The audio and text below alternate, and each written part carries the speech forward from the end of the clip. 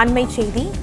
சாலை விதிகளை மீறி இருசக்கர வாகனம் ஓட்டிய புகாரில் யூடியூபர் இர்ஃபானுக்கு ரூபாய் 1500 அபராதம் விதிக்கப்பட்டிருக்கிறது. இதை பற்றின மேலும் விவரங்களை எமது செய்தியாளர் சரவணகுமார் வழங்க கேட்கலாம். சரவணகுமார், வணக்கம். விவரங்கள் என்ன பகிரலாம்?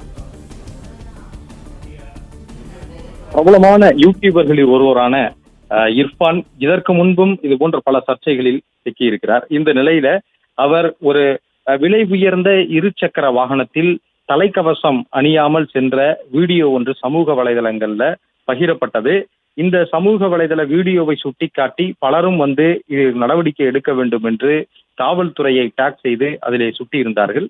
அதன் அடிப்படையில சென்னை போக்குவரத்து காவல்துறை இந்த இருசக்கர வாகனத்தின் பதிவெண்ணை வைத்து விசாரணை மேற்கொண்டதுல அடையாறு பகுதியில் இந்த விதிமீறல் நடந்திருந்தது கண்டுபிடிக்கப்பட்டது.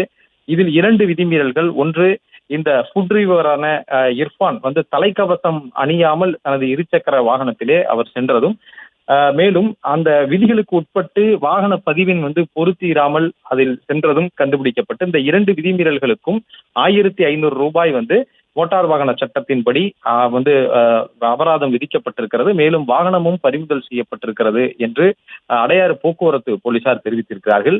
சமீபத்தில் தான் இவர் தனது குழந்தையினுடைய பாலினம் குறித்த அறிவிப்பை, கருவில் இருக்கக்கூடிய குழந்தையினுடைய பாலினம் குறித்த அறிவிப்பை சட்ட விதிகளை மீறி இவர் வெளியிட்டார் என்று இவர் மீது சர்ச்சை எழுந்தது. இந்த நிலையில் போக்குவரத்து விதிமீறல் ஈடுபட்டதாக இவருக்கு அபராதம் விதிக்கப்பட்டது குறிப்பிடத்தக்கது.